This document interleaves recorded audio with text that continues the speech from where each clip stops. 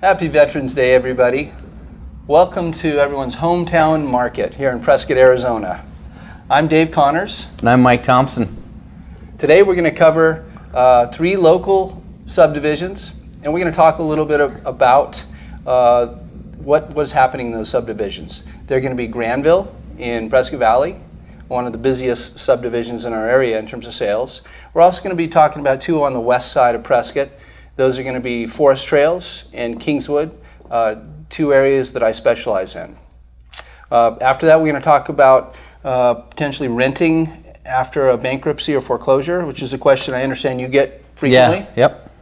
And then we're going to take subscriber questions at the end. Great, sounds good. Let's start with Granville, which is, right now, it is the busiest in terms of sales subdivision in our whole county, Yavapai County. What's up with that? I'll tell you what's up with that. Last month, in October, we closed 22 transactions just in that one subdivision. And I had a chance to take a look at Granville and look at it over the last 6 months and then compare that to October. And let me just share with you what we're seeing there. The list price to sale price ratio is 99%, which we don't see very often. So that means the list price is here and the sale price is essentially the same thing. So homes that are priced well are selling at full price, sometimes even above. Average days on the market for the whole 6-month period is 49 days. And the average list price right now is $124, say $125 a square foot.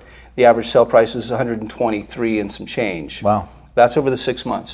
Now, just looking at October, prices are actually coming up, and the days on market is going down. We're looking at $128 a square foot list price, $127 a square foot sale price, and only 40 days average time on the market.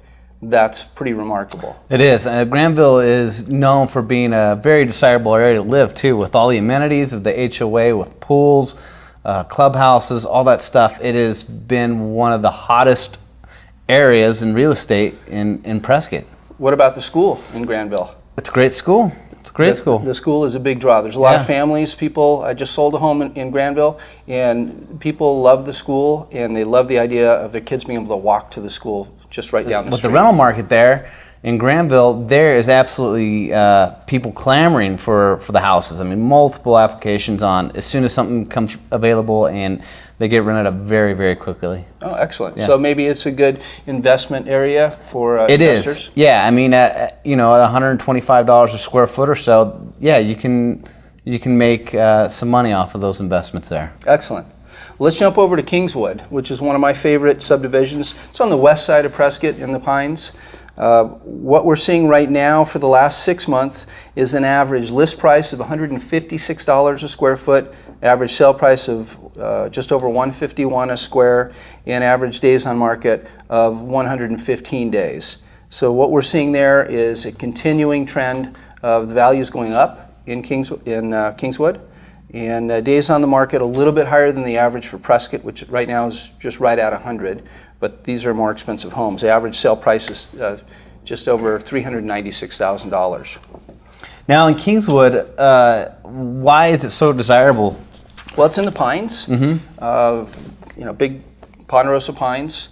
You've got some of the properties have great views. It's just a really beautiful area. There's a nice clubhouse right next to the HOA, and it's close to everything. 5 minutes from Kingswood, you can be downtown. That's great. Forest Trails. Forest Trails has fewer sales over the last 6 months. We only have 9, but it's just a beautiful area. Great views. Tends to be fewer pine trees, but longer distance views. And what we see there is a average list price of $155 a square foot, average sale price of $150, so that's about 97% of list price, which is still very good, and an average days on market of 165. So it takes a little longer to sell a home in that neighborhood, but prices do continue to go up. Wow. Which is great news for folks thinking about selling in Forest Trails. And you the views from Forest Trails too. You can see Thumb Butte, you can see the city. I mean, Granite Mountain. Yeah, it's incredible. It's a beautiful area. It really is. So Mike, we had a question from a subscriber about what it might be like to rent a property after a bankruptcy or foreclosure. And you're a property management expert, so could you talk about that? Sure. With a bankruptcy or foreclosure, short sale, something with some derogatory credit, it's really not that difficult as long as you have good references. You have the income. I think that's the most important part, is having the income to rent the property.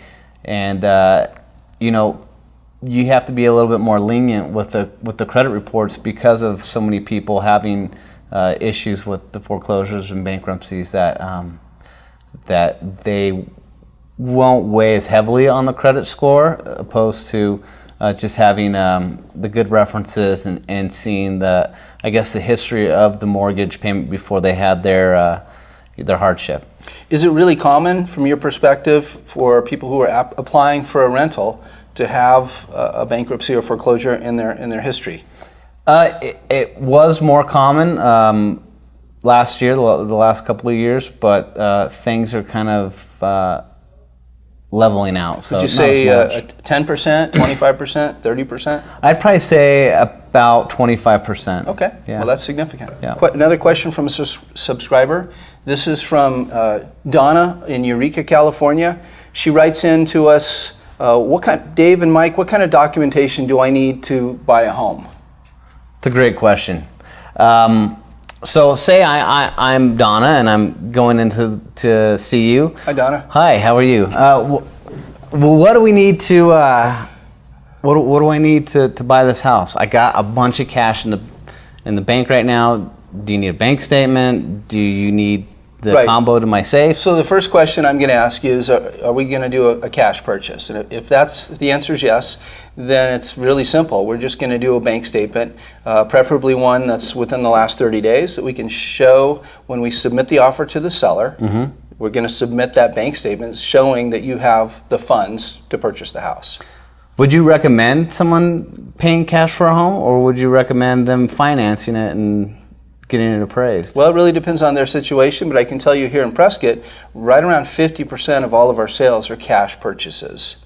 That's great. Yeah. That's great. So let's say Donna was asking about a financed offer. Yeah. So then the answer is we need a pre-qualification statement from a lender. Preferably a lender that we know and have worked with before, because that's going to make the seller feel more comfortable. And it's going to be documenting that the lender has looked at your finances, your debt to income ratio, and your credit rating, and found it to be in order and that you're appropriate for borrowing that amount of money to purchase a home.